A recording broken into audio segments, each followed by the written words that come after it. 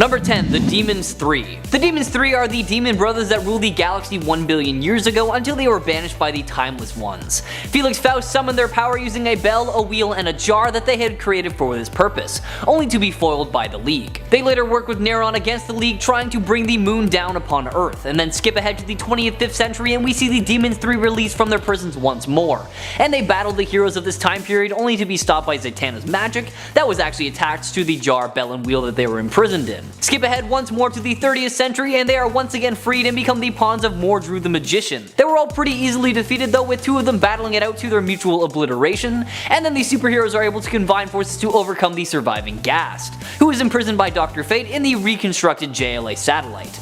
Check them out in 1962's Justice League of America, number 10. Number 9. Royal Flush Gang. Originally set up by Amos Fortune, who we will talk about just a little bit later, the Royal Flush Gang was a gang consisting of the Ace of Clubs, King of Clubs, Queen of Clubs, Jack of Clubs, and the 10 of Clubs. They committed petty thefts of valuables and technology or were hired out of their skills for others' gain, but they were stopped by the League every single time. A second gang was set up by Hector Hammond and came closer than the original gang to defeating the Justice League. After their original ace and android was destroyed, Fortune took over the gang and killed all the members of the first gang except for the Jack of Clubs. As time went on, the gang grew and eventually got to the point where Fortune introduced the heart and diamond suits as well. The face cards would still be the most senior with the role of ace, usually but not always as the muscle, either android or human, and then the 10s control the minor members or the pips. These henchmen could gain or lose pips depending on their performance, with rivalry amongst them was not too common though.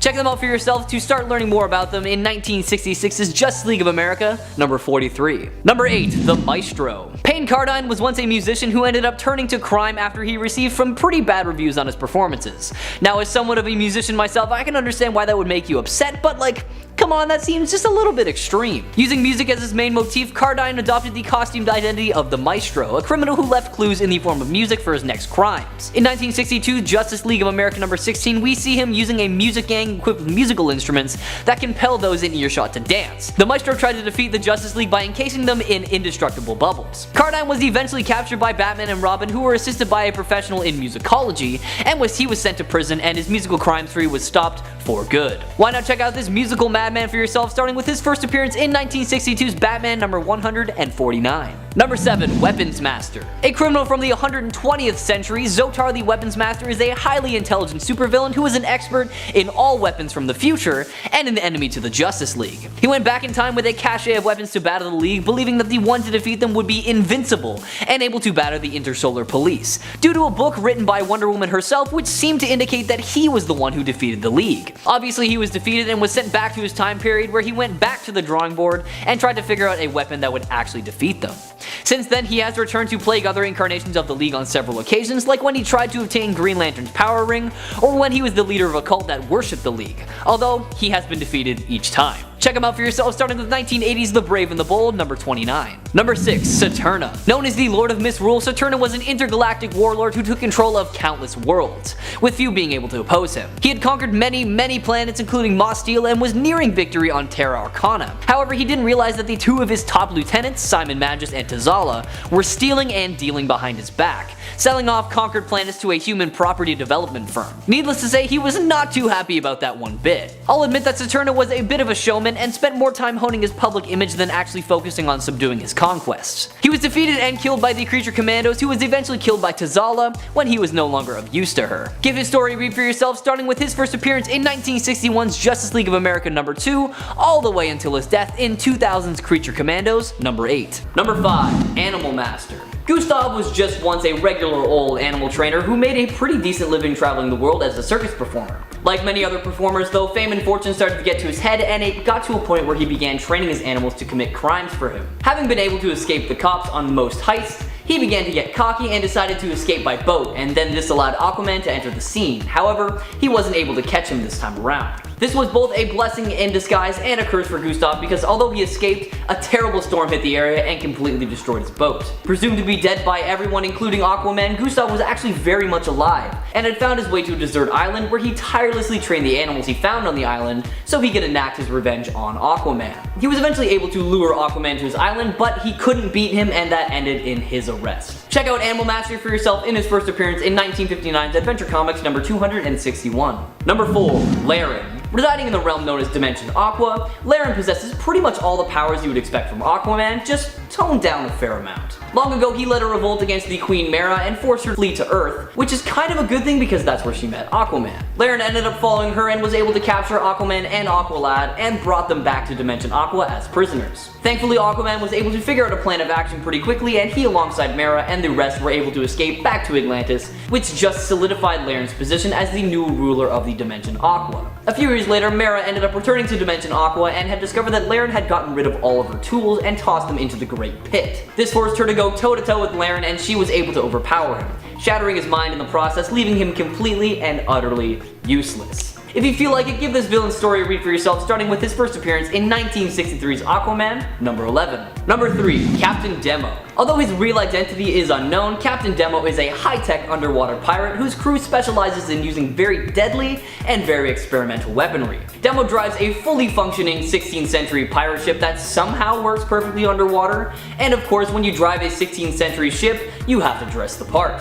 It's also not really explained how, but he and his crew are able to breathe perfectly underwater without the need for scuba gear or anything like that. Deciding one day to conquer Atlantis, he managed to rig the entire city to explode unless Aquaman submitted to him, to which he complied and ended up doing some truly terrible things.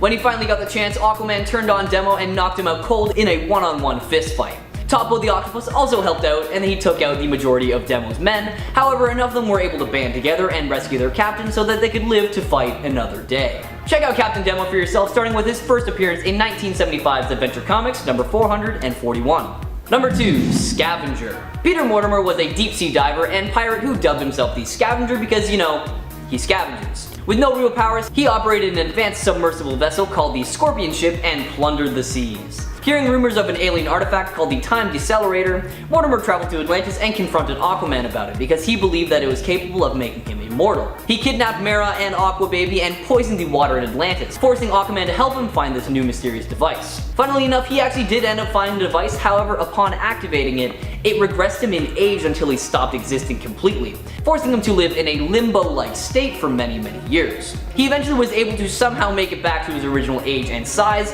and teamed up with Cobra for a while upon his return. Scavenger is later seen to have reformed and even becomes friends with Aquaman. Their last battle was over stolen cargo that turned out to be vaccines. Mortimer's conscience got the better of him and he was treated like a hero for the very first time as he helped deliver them safely. Aquaman helped him clean up his act and he even became a business owner. There's a little bit more to the story that gets just, you know, a little bit risque, so if you're feeling up to it, I'll let you check that out for yourself. So give his story a read, starting with his first appearance in 1968's Aquaman, number 37. And number 1, King Pomoxis.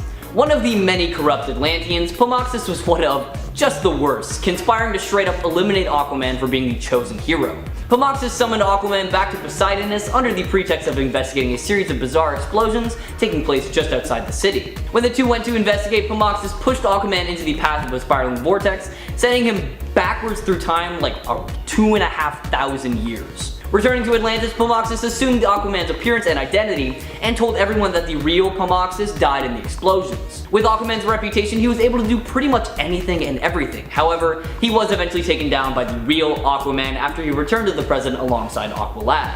A short time later, Pomoxis conspired with a pirate named Captain Clay, and together they lured a pack of sea monsters to attack Atlantis. While Aquaman and Aqualad were distracted trying to keep the monsters away from the populated areas, Pomoxis took advantage of the situation and staged a coup against the Atlantean king Stamar. His first official act as the newly crowned king was to imprison Aquaman and Aqualad. However, that did not last long because our heroes were able to dethrone him and just take him down. Check out his 4-issue run for yourself, starting with 1962's Aquaman, number 3.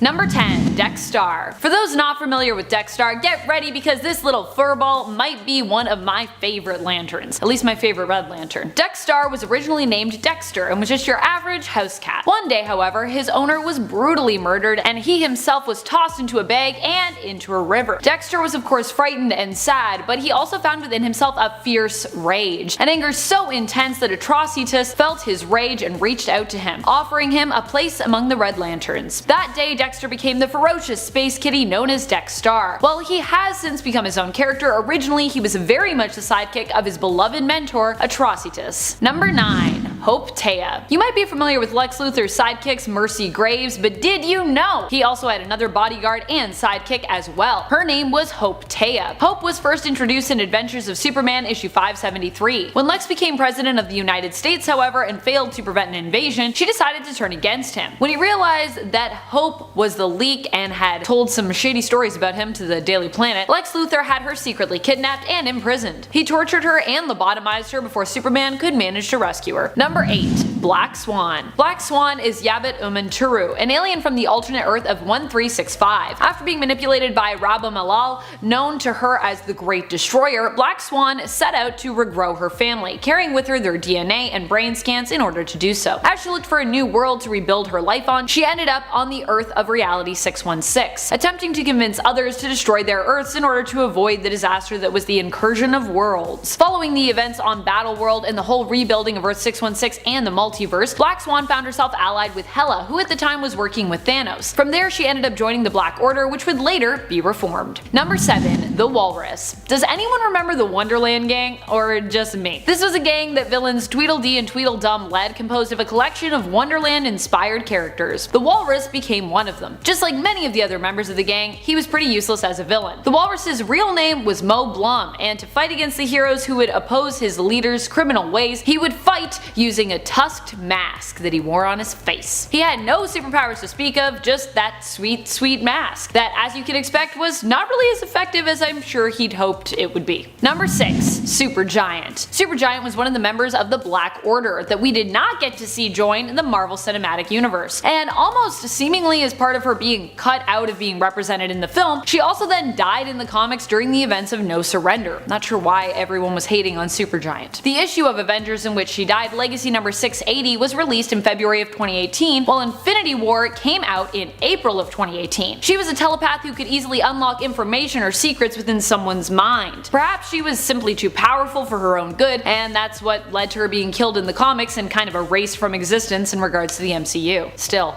I would like justice for Supergiant. Bring her back! Number 5. Triune Understanding. The Triune Understanding was an organization led by Jonathan Tremont. It was originally believed to be an organization focused on maximizing human potential, although it was later revealed to have more sinister motives. Tremont specifically used the organization and its resources to create a smear campaign to be used against the Avengers. He claimed the Avengers were intolerant of various religions and races. He also used his villainous brothers Lord Templar and Pagan in an attack against the Avengers, in which he then blamed the superhero team for all the destruction that the battle had caused. The crazy thing is, although this organization is not one of the well-known Avengers adversaries, the Triune Understanding still succeeded in getting both Thor and Captain America to leave the team for a time. Number 4. Sons of the Serpent. Now over the years there have been a total of 7 iterations of the Sons of the Serpent, so let's make our way through all of them, shall we? This group was initially formed by General Chen, and let's just say they were all about doing some pretty awful things against non-natives of their country. The original group was disbanded by S.H.I.E.L.D. and the Avengers after they unmasked General Chen as their leader. And then the second group didn't show up until a little bit while later, but they were also quickly defeated and disbanded by the Avengers and Black Panther. Financed by J.C. Pennyworth, the third iteration was all about destroying buildings in Harlem, but the Defenders had no trouble stopping them. Head over to LA after and you'd find the fourth iteration selling drugs and weapons under the leadership of the Hate Monger. Thankfully, War Machine shut them down for good and cut off all of their suppliers as well.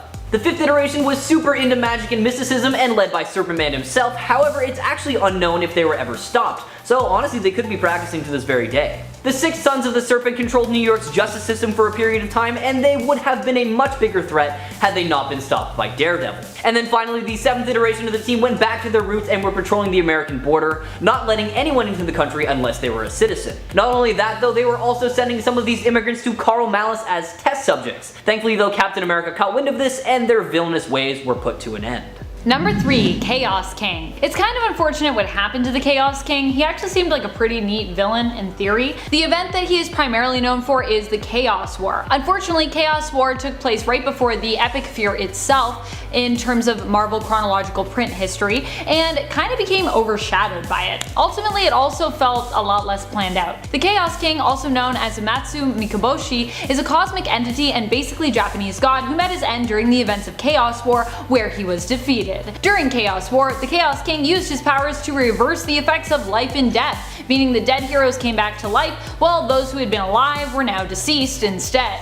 As a Japanese kami, he has godlike powers, making him insanely durable and strong, while also having supernatural abilities as well. The Chaos King's powers were more dark in origin though, when it came to their magic type. Number 2, the Circus of Crime. Now much like the Sons of the Serpent, the Circus of Crime has gone through many iterations, but let's just focus on the modern eras this time. Currently composed of the Ringmaster aka Maynard Tybalt, Bruto the Strongman, Clown, Tina the Fat Lady, and the Fire Eater, the Circus of Crime is kind of exactly what you'd expect after hearing their name. A circus that does crime. They followed a general formula while committing their crimes. They would give a performance before a large audience, then at some point, the Ringmaster would use the powerful mind control device concealed in his hat to put the audience into a trance. The circus members would then rob the audience, who wouldn't remember anything about the thefts when the Ringmaster released them from the trance, and then the performance would just continue. They clashed with superheroes on a pretty regular basis, the most notable being the Hulk, Spider-Man, and of course the Avengers. Funnily enough though, one time Matt Murdock himself offered to defend them in court after having helped defeat them alongside Spider-Man. Crazy. Number 1, Wrecking Crew. The Wrecking Crew is a villainous entourage who appear as blue-collar sort of construction workers. In reality, they are Dirk Garthwaite, who was originally Wrecker, and his team comprised of Thunderbell, aka Elliot Franklin, previously a physicist, Bulldozer, previously a military sergeant known as Henry Camp, Pile Driver, aka Brian Kaluski, who used to be a farmer. They received their powers when they all came into contact with the crowbar as it was struck by some kind of magical lightning. They have attempted to take hold of the Avengers Mansion on more than one occasion, teaming up with the Masters of Evil during one of their attempts and kidnapping Misty Knight and using her to control Iron Fist another time. They are usually handily defeated by the Avengers when they go up against the team, however. It seems that magical construction equipment and mystical abilities, which are tied to that equipment, is not really enough to defeat the Avengers, I guess. Number 10. The Dummy. The Dummy was created in the 1940s and has faced Superman countless times. Now, he isn't just strictly a Superman villain, he has faced other superheroes as well. He's quite intelligent and uses a gun quite a bit. Not much else is known about his backstory, since it was never really revealed if he was actually a literal ventriloquist dummy or just something else. Number 9. Hobby Robber. So there isn't much about Hobby Robber either, which seems like a trend on this list. But he made an appearance in 1944 and was created by Jerry Siegel and Sam Citrin. So his history of Superman is simple, but very strange. Clark Kent apparently has a rare clock collection, and Hobby Robber steals it. Yep, it's pretty weird, but in the original multiverse he gets erased by Crisis on Infinite Earths. So I guess that clock collection disappeared as well? I guess we'll never know. Number 8. Klakok. Okay, I am very sorry if I'm mispronouncing that, but you know what, we'll just move on. He is a villain and has the ability to grow double his size. He was a part of Superman's Revenge Squad at one point. Yes, apparently that was a thing. He obviously has this vendetta against Superman and has fought him from time to time. He hasn't appeared in too much throughout the comics, but being on a squad that has had members at different times like Bizarro, Parasite, Metallo, Lex Luthor, and even Superman himself. Yes, Superman himself was, at a time, part of the Superman Revenge Squad. But Superman was only part of it to help take down evil Kryptonians that were, led by none other than General Zod. So I guess it makes sense. Number 7. Sand Superman. Sand Superman got his powers by a combination of a few things. Superman's powers, sand, and psychic energy, which came from a dimension called Quorum. So, yeah, that's how we got this Man of Sand. See what I did there? He is quite the powerful foe, and if they are close, he can drain the Man of Steel's powers. The other crazy thing about how these two are linked is that the planet will blow up if they have any physical contact, since he can drain and consume Superman's powers. He even sort of turned good, wanting to save lives, instead of hurting them. Number 6. Mr. Zed. Mr. Zed is immortal and quite fascinated with famous people. So what he likes to do is travel, through a time to capture famous people and his crystal, and that is on top of his cane, basically capturing their souls. He also has the power of hypnotizing people and resurrection. Of course, he became fascinated with Superman. When attempting to try and capture Superman into his crystal, he is unsuccessful due to where he came from and how powerful the Man of Steel is. In the end, his crystal explodes, freeing most of the souls that he captured throughout time. He has faced off with him other times as well, whether it was in the past or the present day version of himself. Number 5. Zombie. Best known as an associate of Bane, Zombie was actually a pretty big reason behind Bane being able to become one of Gotham's best known criminals. He was once an assistant at the medical facility that gave Bane his abilities, and he then aided Bane in escaping prison, and was the one who found a way for Bane to get his daily dose of venom. Shortly after Bird's encounter with Batman, Bane defeated the Dark Knight and his rise to power started. Bird, Trog, and Zombie started a rampage over the city to eliminate competition and recruit more members to Bane's crime empire, as they were commanded by their boss, of course. Bird, Trog, and Zombie were sent by Bane to verify the supposed threat of a new Batman, and the three of them were brutally defeated by the new Dark Knight. They were arrested and locked away by the police, and each of them were interrogated about Bane's activities, but none of them revealed anything because they are good henchmen. They did eventually break out of prison, but it didn't take too long for them to end up back there. Check out Zombie in his first appearance in 1993's Batman Vengeance of Bane, number 1. Number 4. Mr. Camera. Called Mr. Camera for obvious reasons, because of the camera lens helmet he used to wear on his crimes, and also because he employed all sorts of photographic devices on his criminal raids. Used to record his crimes, and on one very special day, he actually managed to get some footage of Batman and Robin in their secret identities. Although he was captured that same day because, Batman and Robin really didn't want that information to get out, he did manage to hide the tape, hoping to use it eventually against the dynamic duo. Not too long after, Batman and Robin found the tape and discovered that the footage was actually too obscure to even see anything, which meant that their secret had never actually been exposed and that they had nothing to worry about at all. This particular version of Mr. Camera was unfortunately erased from the DC Comics history after Crisis on Infinite Earths, but there have been some one-off appearances in recent years of this character. Check him out for yourselves, starting with 1954's Batman number 81. Number 3. Lockup.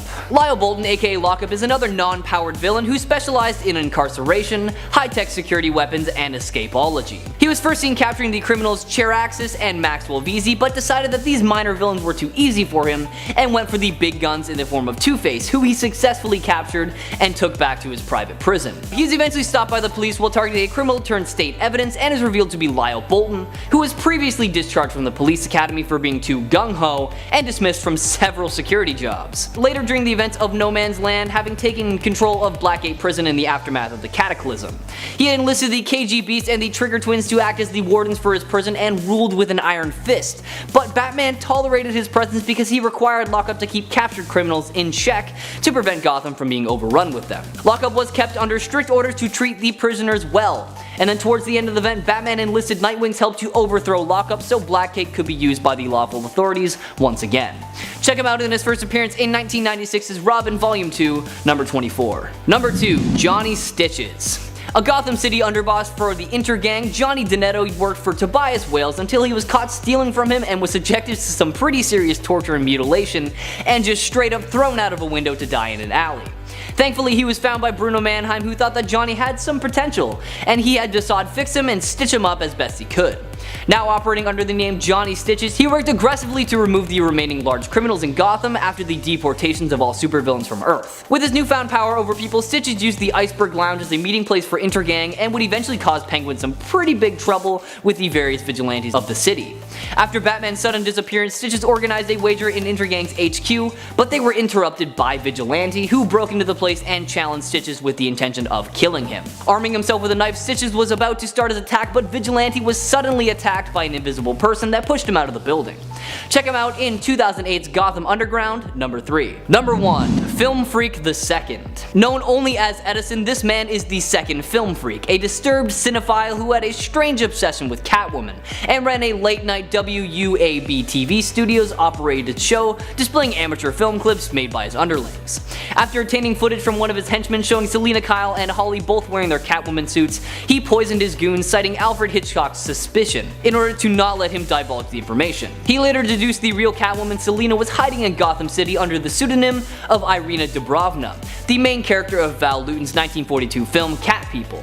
He, along with Angleman, broke into Selina's apartment and threatened her infant daughter Helena. Eventually, due to Film Freak's obsession with shots and filming, she was able to incapacitate both of them, thankfully. She also asked her friend Zatanna to wipe her identity from their minds, similar to what she had done earlier with Dr. Light, and made them confess to their crimes to the authorities. Fast forward a bit, and in his final act of villainy, we see him manage to get his hands on an atom bomb, paying homage to Stanley Kubrick's Dr. Strangelove, and while citing Network, announced on live TV that all Gothamites would have had their lives saved if they were able to solve a film-themed riddle. However, after shooting a movie critic that he employed to deliver the uranium for the bomb, Film Freak was finally defeated by Catwoman, who also managed to defuse the bomb. Number 10. Wacky Man. Although not inherently evil, this unnamed clown of a man is still considered to be an Aquaman villain. Wacky Man was a clown that used robotic versions of aquatic creatures in his act, and because of that, he decided to model his costume after Aquaman's. He was actually a pretty decent clown, bringing in people from all over to see his act. However, this wasn't always the best thing because he eventually caught the attention of some pirates who kidnapped him and forced him to use his robotic sea creatures to not only commit crimes, but to go after the real Aquaman. He proved to be someone who was not truly evil though, because once freed from the pirates, he teamed up with Aquaman to take them down. Check him out in his only appearance in 1957's Adventure Comics number 233, and let me know in the comments below if you think he truly deserves to be considered a villain for that. Number 9. Clownfish. Sidney Allard was once a doctor with a pretty shady practice. He was killing his elderly patients and just covering it up as much as he could. After part of San Diego sank, Allard was recruited by Black Manta and was tasked with taking blood samples of every resident in now Sub Diego. This included Aquaman, Aquagirl, and Cal Durham. After those three were rescued, Allard slipped away seamlessly and started looting a room full of chemicals. However, he stumbled a little bit and ended up breaking a vial that contained a strain of the Joker toxin. Engulfed in the toxin, Allard completely lost his sanity, took inspiration from a fish in a bowl, and colored his entire body purple and yellow, and then from then on dubbed himself the Clownfish. He then decided to break into Cal Durham's home and shoot his partner Kaisha Salton with a mini harpoon, and then strapped a bomb to her torso. Obviously, Aquaman arrived on the scene to save Kaisha, but Allard seemed to be prepared for that because he was somehow able to make Aquaman take a truth serum drug so that he could find a way to get rid of him for good. Thankfully, Aquaman was able to sober up before he answered any questions though. Having failed, Allard pushes the trigger for the bomb, however it's revealed that the one strapped to Kaisha was a fake, and the real one was hidden under the couch. Now everyone was saved by Aquaman before the explosion, and Clownfish made a clean getaway. Check out his story for yourself, starting with his first appearance in 2007's Aquaman Sword of Atlantis. Number 8. The Awesome Threesome. Known together as the Awesome Threesome, Torpedo Man, Claw, and Magneto, but not the one that you're thinking of, were a team of robotic villains who went up against Aquaman and his Aqua family. Debuting in 1967's Aquaman Volume 1 number 36, this villainous team was telepathically summoned to attack a science hall, but it turns out they picked the wrong day to do it though, because Aquaman, Mera, Aqualad, and Aquababy were all visiting the pavilion and sprung into action the moment they heard all the commotion. Magneto destroyed the Gyromoleculizer, which was trapping a convicted alien on Earth for 5,000 years. With the moleculizer destroyed, the alien was free to escape and released his control on the robots. The threesome was apprehended quickly, however the alien escaped to Atlantis and began causing some serious damage to the city. It was able to then make a quick getaway thanks to a flying saucer, and once away it then released its mind control from the three robots once again, and they were back to their old villainous selves. Check out this robotic team of villains for yourself in their first appearance in 1967's Aquaman Volume 1 number 36. Number 7. Fisherman. An international criminal who started off as a thief who would steal anything he could get his hands on and sell them to the highest bidder. He came in contact with Aquaman after stealing a formula that could enlarge any living matter, and ever since then, the two have been enemies. Fast forward a little bit and we see the Fisherman clash with Aquaman on multiple occasions, each time ending in his defeat, and he eventually takes up residence in the villain-friendly country of Zandia. That was, however, just the first iteration of the Fisherman, however, because there have been a few Fishermen over the years, and that's because he is actually a parasite that takes over a host and forces them to commit crimes and do his bidding. The second iteration attacked the Gotham police during the Infinite Crisis alongside Scavenger, Red Pansy, and Riddler, and was shot down by Marcus Driver. And the third was actually just an imposter Fisherman that was revealed to be a xenoform parasite that controlled its host using fear. Take a look at this character for yourself, starting with their first appearance in 1965's Aquaman number 21. Number 6. Human Flying Fish. One day, way back in the day, Victor Bragg and Dr. Krill saw Aquaman using his fish telepathy to catch a bunch of baddies. Krill turned to Bragg and convinced him to undergo a special operation to turn him into a human flying fish, because Krill believed that Aquaman would not be able to stop him from that. With his newfound abilities of enhanced speed, flight, and ability to breathe underwater, Bragg was able to outperform Aquaman and escape on every mission he was sent out on. It took a little bit, but Aquaman was eventually able to figure out Bragg's tactics and devise a plan to trap him. Luring him in with a rumor of a bounty of uranium that was somewhere lost at sea, he took the bait and attempted to find it. The human flying fish was then taken out by Aquaman using electric eels, and he alongside Dr. Krill were arrested and taken away. Bragg was later seen as a criminal for hire, but was taken out rather quickly by Joseph Curry, the new Aquaman, and honestly hasn't really been seen since. Take a look at his story for yourself, starting with his first appearance in 1960's Adventure Comics number 272. Number 5. Curse. Also known as Algum, Curse is one of the strongest dark elves around. He at one point allied himself with Malekith, and while he often lacks the direction, intelligence, and depth to really become a standout villain when it comes to his interactions with the Thunder God, he is still likely one of the more powerful of Thor's villains. Curse only served Malekith for a time, as well as he later found himself betrayed by Malekith, causing him to break ties with the other dark elf. The Beyonder also bolstered Curse's power levels, increasing them using his own cosmic energy, after sensing and being attracted to Curse's intense hatred for Thor. The Beyonder of course just gave him a power boost for funsies, cause well, he's kind of chaotic like that. Number 4. Doak, the Destroyer of Gods. Doak was a villain who originally started out as a pretty kind-hearted and pious man. He became a villain after feeling that the sacrifice of his daughter to his gods had not really been justified. Losing his faith in the gods as his people were attacked, he decided to accept godlike powers that were offered to him, so he could avenge his and people's losses. Doak set out to kill the gods and was predicted to be the one who would also strike down the gods of Olympus in due time. As such, Thor set out to stop Doak before he could arrive, venturing out into space with Hercules and Beta Ray Bill. Number 3. The Enchanters 3. The Enchanters 3 were brothers who were also masterful sorcerers. They each were armed with their own living talisman, which amplifies their magical powers, and their names were Forsung, Brona, and Magner. Yep, they certainly sound like they could be Thor villains just based on those names. These brothers decided one day that they just wanted to conquer Asgard after running into the warriors and Thor's companions Balder and Sif. When Balder and Sif caught on, they rushed down to Earth to warn Thor of the Enchanters' plot. Thor teams up with his fellow Asgardians, including Odin, and manages to defeat the Enchanters, slaying one of them and trapping the other two in an alternate dimension. It's also later revealed that the brothers actually had a fourth sibling named Enrocked. And following this revelation, we also learn that his formerly trapped brothers are free and have also returned, prompting Thor to once again take on these magical foes. Although having a fourth brother kind of ruins the whole Enchanters 3 name, but I guess because one of them was dead it still works, because now there's still 3? Number 2. Bloodaxe the Executioner. Bloodaxe is a villain who basically gets all of her powers from a mystical Asgardian axe, which grants its user power but also corrupts them. It was once wielded by Scourge the Executioner, and as such is imbued with evil energy that also compels whoever wields it to kill, eventually driving them into an insane bloodlust. Bloodaxe wielded this power to kill low-level criminals indiscriminately, and as such attracted the attention of Thor. Oddly enough, while Jackie Lucas, Bloodaxe's civilian identity, first appeared in the late 80s in the Thor comics, she would not appear as Bloodaxe until more than 50 issues later. She also originally wore Scourge's armor during her first appearance as Bloodaxe, in addition to wielding the enchanted axe itself. Number 1. Quicksand. Quicksand was a pretty random villain who first appeared in Thor issue 392. She was originally a human who was transformed into a sand elemental creature due to a nuclear accident. So basically she's female Sandman.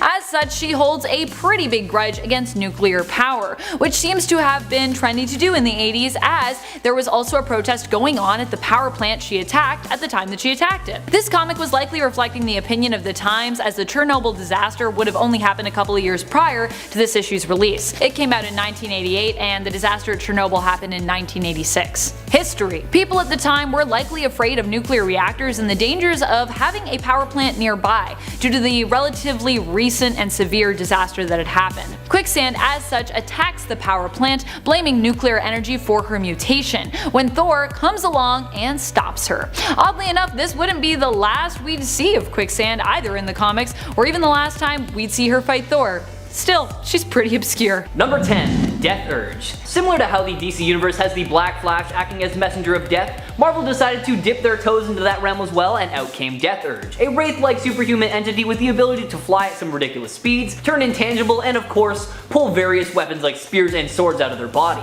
When these weapons strike DeathUrge's targets, they immediately die with a blackness spreading from the spot where the weapon struck and passed through the target's body. If the weapon happens to pass through someone other than DeathUrge's target, that person only feels a numbing coldness but will not actually blacken or die. DeathUrge's only targets are apparently only those who have craved death and oblivion to some degree, so I guess I better be on the lookout. Not a whole lot is known about DeathUrge besides the fact that he once served Oblivion and had a very close relationship with Craig Hollis. In Hollis' earlier life, DeathUrge acted as both a guardian angel and a bad influence for him, goading him into dangerous situations in an attempt to awaken him to his own immortality. However, this relationship was damaged beyond repair when Hollis' girlfriend killed herself and DeathUrge arrived to collect her soul, with Hollis believing that DeathUrge had goaded Terry to commit suicide and from then on viewed him as a tormentor. He has been seen up against not only the Avengers but the Fantastic Four as well, and each time he has caused some serious trouble, so it's kinda weird that he hasn't had too many appearances. Number 9. Mole Man. Mole Man originally appeared in Fantastic Four issue number 1, but has become a villain to not just the FF over time, but the Avengers as well. In fact, despite not being one of the strongest villains around, the Avengers even at one point had to team up with the FF to defeat Mole Man, who had kidnapped Sue Storm. Mole Man became a villain because he felt that society had rejected him. He aimed to take revenge on the world for this. Mole Man has taken on more than one Avengers team as well, even having beef with not officially sanctioned West Coast Avengers, believing the team had attacked his home of Subterranea located beneath Monster Island. He is also tangled with Tony Stark's Mighty Avengers as well. Number 8. Star Stalker. Villainous aka Star Stalker is a dragon-like alien monster from the planet Vormir. By wrapping himself in a cocoon, he was able to transform himself into a larger, more powerful form, known as his ionic combustion form. In this form, Villainous was able to absorb the ions of anything around him, allowing him to drain the energy of enemies such as Thor, or even shorting out Iron Man's armor. But that's not all, because he frequently used this power to gorge himself on entire planets, destroying them in the process. After attacking and defeating Krull, this monster caught the attention of the Avengers, and although he was able to hide from them for a short period of time, Mantis was eventually able to find him and the fight ensued. Starstalker was able to dispatch the Avengers pretty easily by taunting them with stories of his origins while refusing to reveal his weakness, before spinning himself into another ionic cocoon to boost his power to destroy the Earth. Eventually, Mantis was able to figure out that his weakness was solar energy, and her and Vision used this weakness to just turn him into stone. Number 7. Red Ghost. The Red Ghost is also a Fantastic Four villain as well. He is a Russian communist who is known for his mad science. He studied and sought to recreate the mutating effects of the cosmic rays, which were responsible for giving the Fantastic Four their powers. As such, Ivan Kragoff built a ceramic ship and went up into space with a team of apes. He and his apes gained powers. Ivan himself gained the ability to appear intangible, hence his name as the Red Ghost. Because, you know, he's a communist and he can be see-through. And he also became the leader of the Super Apes, because they also got powers. Later on, he would team up with Mole Man and ended up fighting the Avengers while they attempted to rescue their kidnapped teammate Giant Man from Mole Man's clutches. He was also thwarted by the Avengers later on when he attempted to rob a bank randomly with his team of Super Apes. Number 6. Cyclops. No, not Cyclops, Cyclops.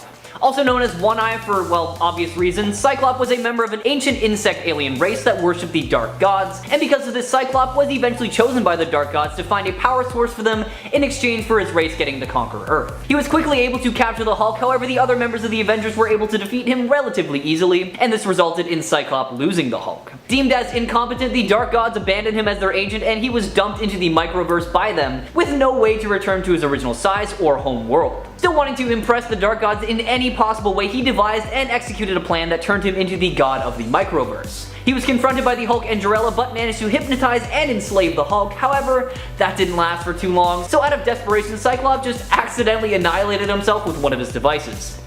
Poor little evil guy. Number 5. Whiteout. Now I'm really starting to sense a pattern here because extremely little is known about Whiteout and her past. A lot of it is just, assuming and speculation. We do know what her power is though. Whiteout possesses the superhuman ability to project a flash of blinding white light from her body. This light renders her opponents blind for approximately 1 minute, and for some unknown reason her power only affects victims that she chooses, and not everyone within the range, meaning it can be used very tactically. So like I said before, a lot of her past life is speculated, but it's assumed that she has resided in the Savage Land for some time, time, and it was there that she was recruited by the mutant Zaladane to join her forces of the Savage Land Mutants. In her only known mission for Zaladane, Whiteout and the other Savage Land Mutants attacked the X-Men in Chile while they were looking for Polaris. The X-Men defeated the Savage Land Mutates pretty easily in this battle, and Whiteout presumably just fled. Check out more of her for yourself, starting with her first appearance in 1989's Uncanny X-Men number 249. Number 4. Fever Pitch. Real name unknown, Fever Pitch was a very handsome young man until his mutant powers manifested and he accidentally destroyed his own face. Thanks to his mutant powers, his entire body is made of an organic flame that allows him to radiate intense heat, fly, and discharge and throw explosive plasma. As the years went by and his powers became stronger, he eventually burned through his entire body, leaving him nothing more but a fiery skeleton, which ultimately led him to becoming a member of the incarnation of G Nation, organized and led by the Dark Beast. Fever Pitch was seemingly killed on his first mission by Nate Gray after his energy was siphoned off, but he did later resurface in Berlin trying to capture Abyss so that he could sell him off to some researchers. Now skip ahead a little bit and we see Fever Pitch classified by the government as a national security threat, as he was one of the few mutants to keep his powers after the decimation of the mutant population. He was one of the many mutants to have a tracking chip implanted in his head before a trip into Salem Center. When the chip's true nature was discovered, he had it removed by Mr. M, who he followed when he led an exodus from the Institute. Fever Pitch was later captured by the anti-mutant group the Sapien League and was injected with a dose of the Legacy virus, causing his powers to straight up overload, killing hundreds including himself. Check out his whole story, starting with his first appearance all the way back in 1999's Generation X, number 50. Number 3. The Nasty Boys. Comprised of Mr. Sinister, Ruckus, Multiple Man, Slab, Gorgeous George, Hairbag, and Ramrod, the Nasty Boys were the strike force organized by Mr. Sinister to take down the X-Men. The Nasty Boys made their first appearance all together battling the X-Factor after Slab initially attacked Strong Guy. After losing this battle, Sinister posed as Steven Shafran and unveiled his plan to kill the Scarlet Witch. Shafran, obviously upset, attempted to kill him only to be killed himself. During all that, Ramrod was also deported from the country but did make his way back, illegally. Needless to say, this is a very busy group. The team was later regrouped by Sinister and they hunted Malice, who was trying to kill Polaris so that they couldn't remerge, and they didn't stop this hunt until Malice was apparently destroyed by Polaris herself and Havoc. A while later, the team decided to reform during the final days of Mutant Kind after X-Man's return that ended in the death of most of the X-Men. Now it was revealed to be a bait set up by the Upstarts to lure out the remaining X-Men, which they were not aware of, and they were all promptly killed by the Upstarts. Check out these nasty, nasty boys for yourself, starting with 1992's X-Factor, number 75. Number 2. Forearm. Michael McCain, aka Forearm, was one of the founding members of the Mutant Liberation Front, a team of disillusioned and rebellious mutant youth. Now Michael is called Forearm for pretty obvious reasons, but I will explain his powers a bit for you anyways. He has 4 arms, hence, you know, the name. And thanks to this mutation, he also possesses superhuman strength, stamina, and durability. Now one of their first missions under the leadership of Strife was to liberate the incarcerated New Mutants members Rusty and Skids, and the team broke them out of prison and the pair joined the MLF out of just straight up confusion. Skip ahead a bit and the MLF travels to Muir Island, where they meant to steal the Legacy virus data, but while they were there, they learned about the Xavier protocols and decided to steal them instead. The team was confronted by Excalibur though, and they were quickly teleported away empty-handed. After a second attempt to steal the Legacy virus, Forearm left the team as he felt betrayed by Moonstar, who revealed herself to be an undercover SHIELD agent. He later resurfaced as a part of a fighting championship in Madripoor called Bloodsport, where superpowered opponents fought to the death. However, in an unfortunate turn of events, Forearm was killed during a fight with former Serpent Society member Anaconda, who just broke his neck. Oddly enough though, he was somehow able to recover from death and made an appearance as a member of the MLF once more not too long after. Give a story read starting with 1990's New Mutants number 86. And number 1, Executioner. Now with a name like Executioner, you can probably guess what this guy is all about. Carl Denty was a field agent for the FBI whose partner Fred Duncan was a member of Charles Xavier's Underground, who would cache the technological equipment that the X-Men confiscated from alien races. After his partner's death, Carl inherited all of the equipment and decided that mutants had caused way too much damage in the world, so he donned a lot of the equipment and started calling himself the Executioner, beginning his quest to punish mutants who had not been legally convicted of their crimes. Starting off with killing the mutant tower, Denty quickly teleported away once the X-Men arrived on the scene to stop him, but he was smart and decided to teleport to the X-Mansion to kill the comatose Emma Frost. However, he wasn't smart enough because he was still stopped by Cyclops and Cable. Now none of that deterred him though, because he still continues his mission of punishing mutants. However, for a while he actually did some good as he teamed up with the Punisher in Washington DC to protect the pro-mutant activist Reverend James Conover from the Mutant Liberation Front. This act landed him the position of potential recruit for the initiative. However, who knows if he was ever actually on that team, because that was one of the last times we saw him. Check out out a story for yourself, starting with 1993's Uncanny X-Men Annual, number 1993. Number 10, Mr. Bloom. The concept of darkness is one that is intrinsically tied to Batman. I mean, everyone should come to expect it from a character referred to as the Dark Knight. So it only makes sense to put the character up against the opposite of darkness, light, and that is where Mr. Bloom comes to play. His past, as well as his motives, remain a mystery to this day, but in no way does that mean he didn't leave a huge impact on Gotham City. With the ability to bestow powers onto any other human being at the cost of shortening that individual's life, Mr. Bloom provided these quote-unquote seeds to a select few, and crime blossomed and grew like a weed from the lowest reaches of Gotham City. Not only could he bestow powers onto others through his seeds though, he also had some powers of his own, including mechakinesis, pyrokinesis, cryokinesis, science alteration, and of course, superhuman strength and agility. Check him out for yourself, starting with his first appearance in 2015's Batman Volume 2, all the way until his death in 2016's Batman Volume 2, number 50. Number 9, Black Spider. When Eric Needham was a young lad, he unfortunately became addicted to drugs and turned to a life of crime in order to fuel that addiction. He raided and robbed his father's liquor store and actually killed his old man in the process, which landed him in jail, where he kicked that nasty drug habit and took up a life of fighting the war on drugs. Donning a costume, he became a self-styled vigilante and began killing those suspected of dealing any sort of drugs. Now in his mind, Batman and him had a common enemy and they should have been allies, but the Dark Knight thought differently due to Needham's tendency to, kill. Batman interfered with his plans many times, and that led to Needham turning to a life of crime instead, teaming up with some of the other villains in order to get revenge on Batman. During his crusade, Needham's wife and son were killed by a drug lord who had discovered the Black Spider's identity, and in a rage, the Spider prepared for one final assault. After being shot multiple times, Needham invaded the drug lord's headquarters and detonated explosives strapped to his back, killing the drug dealers in the process. Give his story a read for yourself, starting with 1976's Detective Comics number 463. Number 8, The Black and White Bandit. Once a successful artist, Roscoe Chiara was commissioned to paint a portrait of Windsor Munzell, the head of a chemical corporation. His company had created some new pigments specifically for painting, however, Chiara did not know that the paints were untested, and began to have these serious headaches. On the final end of painting, Chiara fell asleep and awoke to a colorless sunrise, because he had gone completely colorblind as a result of the pigments. To get his revenge, he became the Black and White Bandit and began a campaign against Munsell, stealing various pieces of art from his collection and his museum. He doesn't have any powers per se, but he is a master of disguise, as he has been seen as a blind man and a nun, and he is also a getaway master thanks to his zebra. It didn't take long for Batman to catch wind of what was going on, and after 2 encounters, he defeated the Black and White Bandit with only a false advertisement and just a punch to the nose. He hasn't really been seen since, but it's presumed that he is reformed or he's either still in jail. We're not 100% sure. Check him out in 2001's Batman Gotham Knights, number 12. Number 7, Amydala. Prone to fits of homicidal rage, Aaron Helsinger was put in the care of Arkham Asylum and had his amygdala cluster removed, in hopes of curing his psychotic episodes. It actually ended up doing the exact opposite though, and Aaron became even more angry than before. During his time at Arkham, Aaron became a pawn of Jeremiah Arkham and was used to attack Batman many times to try and break his spirits, but it's Batman, so that didn't really happen.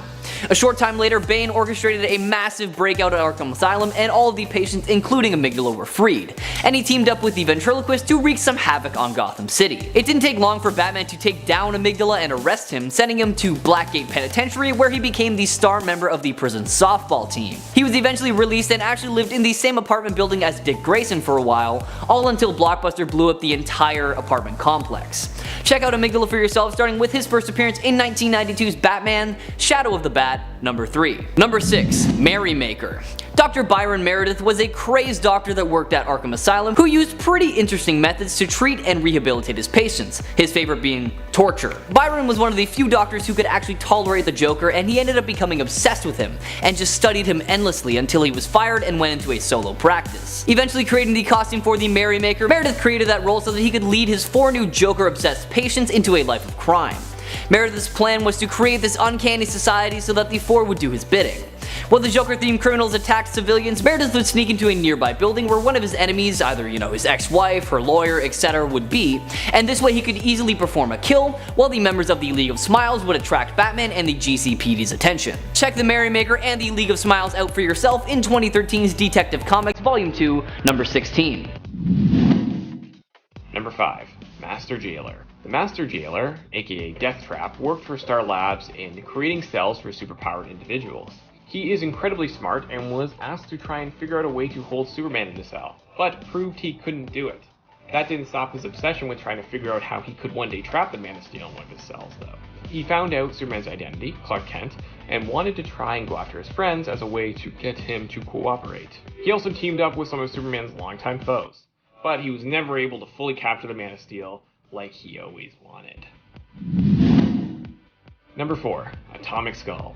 So Atomic Skull was created back in the 1970s and has faced Superman numerous times. So, basically, Joseph Martin got hit by a gene bomb and became Atomic Skull. His powers include super strength, gives off huge amounts of radiation, and has a flaming radiation type skull for his head. Now, as scary as this guy is, these powers definitely took their toll on Joseph as he started getting brain damage. The damage sort of led to Joseph to change his persona to Atomic Skull. He is known to be quite erratic and can be quite violent due to some hallucinations. Number 3. Cancer. This is definitely an interesting villain and one for sure I definitely had not heard of at all. So somewhere down the line, Superman developed cancerous cells. When they removed the actual cells from Superman's body, what do? What do you know? We got our villain Cancer. Yes, he came to life from the removal of these cancerous cells in Superman's body. Since he came from Superman, he has most of Superman's powers, as well as being able to completely destroy a human body with just a touch from him. Since he is connected to Superman, he has weird issues about him being his father and whatnot. So, it's a little bit strange. Number 2, Amazing Grace. Amazing Grace was created in the 1980s and has the power of mind control, and with that power, she can manipulate others. Amazing Grace works with a villain known as Darkseid as his agent. So she basically lives amongst the people of Apokolips and tries to root out who are the most unloyal to him and who would betray him in an instance. She finds these people and basically betrays them once they show their true colors. She has done this with Superman in a sense, by luring him in to save her when really she did not need saving at all. It was just a ploy to manipulate him and to make him believe that he was Darkseid's son, which he actually believed. In the end, Orion, Darkseid's true son, who they were waging war on, used the Mother Box to give Superman his mind back. Number 1, Super Menace. Super Menace is definitely one of the most out there villains that you probably haven't heard of.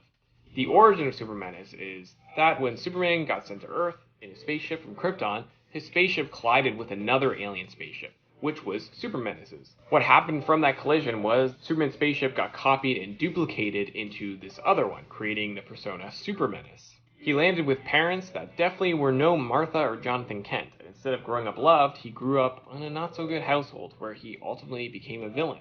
Number 10. Apokolips. While you likely know Apokolips, who has been in many mutant-themed comics as well as animated series and even an X-Men film, you might not recall the time that Thor and Apokolips faced one another. That's right, these two have beef, and it actually goes way back. We learned about their first fight in a flashback in Rick Remender's Uncanny Avengers issue number 6. Here we learn that the two came to blows more than 1,000 years in the past, after Apokolips had learned that Thor would be the one to stop him in the future. Apokolips tracks down a younger Thor, who is not yet worthy of Mjolnir, and instead wields his axe known as Jarnbjorn.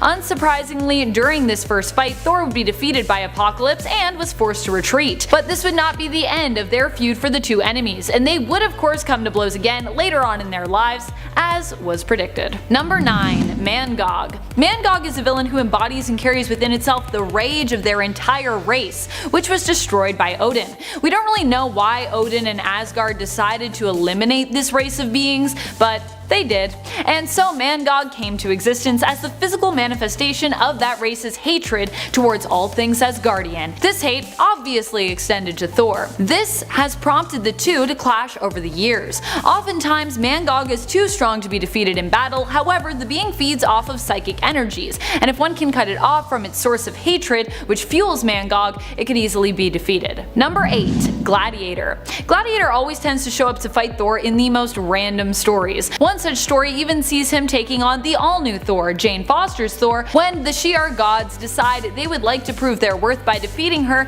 in the Challenge of the Gods. In order to get her to compete, they decide to send the Imperial Guard, Gladiator included, to kidnap her. The Imperial Guard fought against the Asgardians but were defeated. In the end, Gladiator did decide to team up with Thor to take down the Shi'ar gods, who kinda were taking out their wrath on the Shi'ar people. This led to Quentin Quire becoming the new god of Shi'ar, which is, yeah, pretty rare random. Random stories like this where Gladiator would be pulled into strange conflicts with Thor, Jane Foster, or Thor Odinson appear to be a recurring thing in the comics. Number 7. Tomorrow Man. Speaking of weird storylines involving conflict between Gladiator and Thor, Archer Zarko was also involved in one such similar conflict. Zarko is known as the Tomorrow Man, an evil scientist from the future who first came into conflict with Thor when he traveled to the past in order to more easily acquire a nuclear bomb.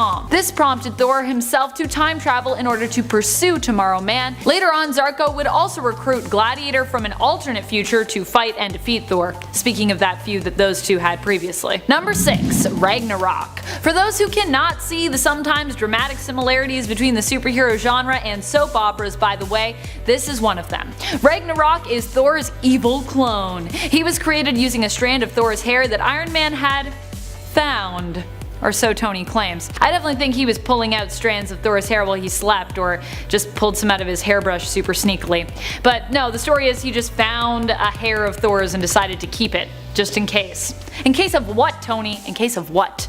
This of course later led to the creation of Ragnarok and the use of him during the events of the First Civil War, when Thor would not join with Iron Man and Stark decided to use this one hair he happened to be saving to create a clone of Thor to basically rally and inspire the troops. Ragnarok would appear to perish at the hands of Hercules, but would later return once more and even join Norman Osborn's Dark Avengers during the events of Dark Reign. Number 5. Amos Fortune. A persistent villain to say the least, this Justice League baddie used several luck-based ploys like the Royal Flush Gang, the Luck League, and the Tarot Gang to get ahead. As a kid, Amos was the leader of a gang of juvenile delinquents, and then as an adult he became obsessed with luck, both good and bad, and discovered the existence of luck glands that dictate how a person's luck will run. After learning how to control these luck glands to manipulate his luck, he gathered his old gang and created the original Royal Flush Gang, who battled the Justice League on multiple occasions. Fortune first met the Justice League while trying to remove their good luck, but he was quickly defeated. He later set up the Royal Flush Gang once again, making major profits by working with Roulette and her gambling operations. After the Justice League foiled his operation, Fortune managed to get away pretty easily as he escaped to a riverboat on the Mississippi,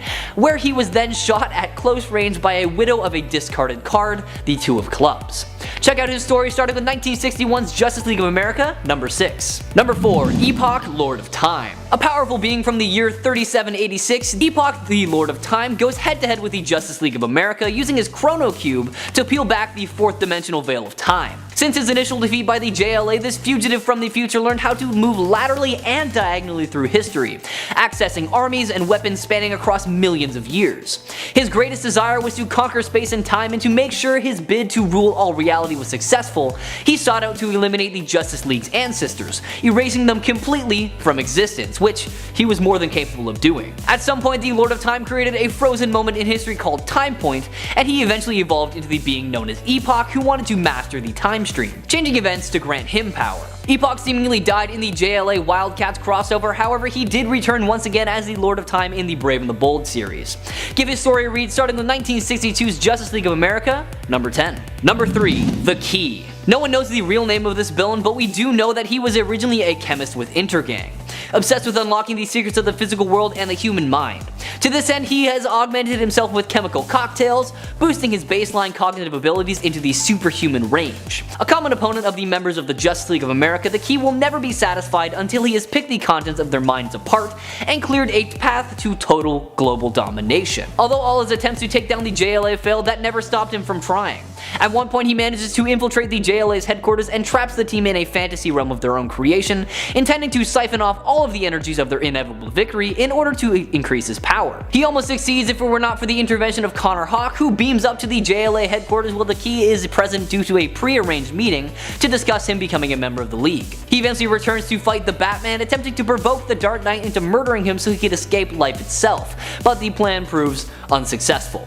There's a whole lot more to this character, so why not check him out for yourself, starting with 1965 Justice League of America, number 41. Number 2. The Unimaginable. A being of immeasurable power that roamed the universe wielding its might for its own amusement. Bored with its existence, the Unimaginable left its native planet and traveled through space, exploring several other worlds and gathering various life forms along the way. Arriving on Earth, it saw the JLA in action and decided that it wanted to join the team. However, the Justice League refused the Unimaginable's demands, and the Unimaginable attacked, first with several of the alien creatures it had gathered, then in the body of one of them. The JLA defeated the Unimaginable both times and imprisoned it.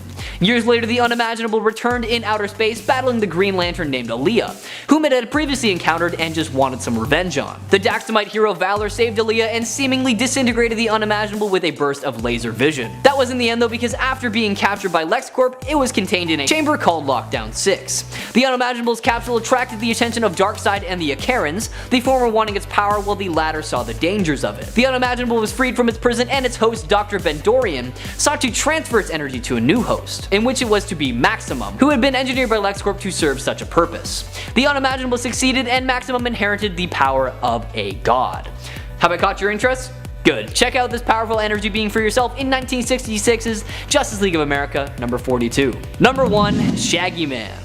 Created by Professor Andrew Zargarian, the Shaggy Man is a synthetic being that proved time and time again that it was pretty much unstoppable, as it was capable of regenerating its destroyed body parts and was also just ridiculously strong. To defeat the virtually immortal Shaggy, the original Justice League of America obviously created a second Shaggy Man to battle the first, and the two just duke it out in an underground cavern where they remain buried for all of eternity. It was later revealed that Aquaman put the unconscious Shaggy Man in a capsule and placed him 20,000 feet below the surface of the ocean just for safety's sake. The Shaggy Man was later freed by Hector Hammond and transported to the Justice League satellite. This time it was Green Lantern who succeeded in defeating him by using his power ring to shrink the monster to a miniature size and imprisoning him. Fast forward a bit and the Shaggy Man popped up in Arizona, where the Green Lantern just straight up dropped a mountain on him.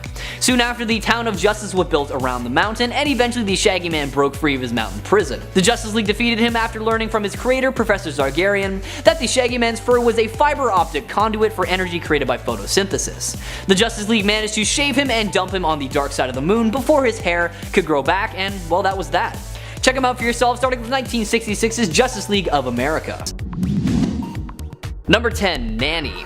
First on our list today is the partner of the Orphan Maker, Nanny, a low-level telepath that paired up with the Orphan Maker, as the two thought that the parents of mutant children were just straight up evil and ill-equipped to properly raise and protect their young mutants from danger. She and Orphan Maker traveled the world searching for young mutants to take care of, killing their parents to sever any family connections, and using her minor telepathic powers to control her new charges. Dubbed the Lost Boys and Lost Girls, these mutant orphans acted as her quote-unquote new children. Her first major mission was at the state home of foundlings in Omaha, a facility where Mr. Sinister kept many mutant children for observation and experimentation, and she was able to liberate them after escaping the grasp of the X-Men. Fast forward a bit and we see Nanny and the Orphan Maker attack the X-Men in Australia in order to quote-unquote save them. However, this led them to being overpowered and forced to flee to see another day. During the events of M-Day just after Decimation, we see Nanny resurface once more, only to be defeated by Wolverine himself. Give her story a read for yourself, starting with her first appearance in 1988's X-Factor, number 30.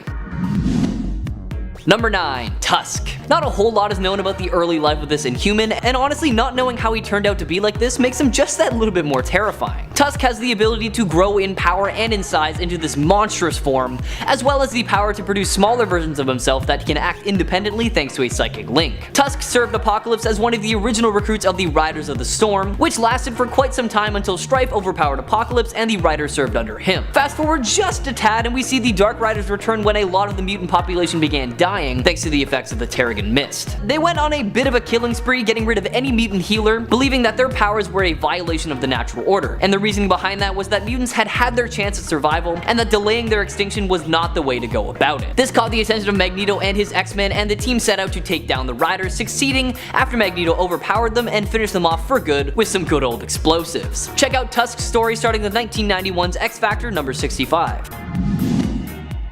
Number 8. Bulwark. Oswald Boglin was another X-Men villain that we don't know a whole lot about, especially when it comes to their backstory, but I mean, hey, that's not the worst thing. It lets us speculate, and I for one love that. Bulwark had the ability to expand his muscle mass to unknown proportions, increasing his strength, durability, and resistance. He also wore these red leather bands all across his face and body, and it's assumed that this was done as a means of self-restraint to gauge the safe limit of his powers, as they would start to get a little bit tighter the bigger that he got. He was recruited by Emplit to join their team and torment Generation X, and that's honestly exactly exactly what they did. The Hellions were successful in capturing the young mutants, but M had telepathically called for help, and it was answered by X-Men Bishop. M then took out all her frustrations on Bulwark, punching him through the school's biosphere, and then flying right after him. As he was about to attack M back, his muscles started to wither away, and knowing that he was defeated, he fled so that he could fight another day. Like many villains, Bulwark did not get a happy ending, as he was eventually captured by the revamped Weapon X program and was unfortunately killed. Give his story a read, starting with 1996's Generation X, number 12.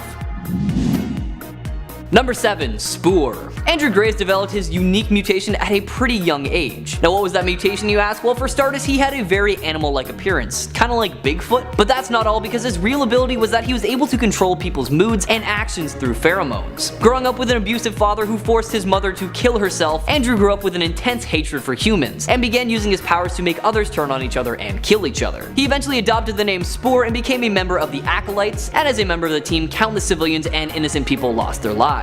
For a time, he was a prisoner of Excalibur, as Dr. Rory Campbell wanted to cure Spore, but during the treatment, Rory's latent hatred of mutants got the better of him, and Spore manipulated Rory into an aggressive attack on him, which gave him the opportunity to escape. Sadly, though, this escape wasn't permanent, as he eventually made his way back onto the island and was killed during a Sentinel attack. It was revealed later that Spore's motives for killing were a lot darker and sadder than we originally thought, though. Spore just hated himself as much as other humans, and in his mind felt that killing humans was very wrong and that he therefore deserved to be killed himself. Check him out for yourself, starting with 1993's Uncanny X-Men, number 300.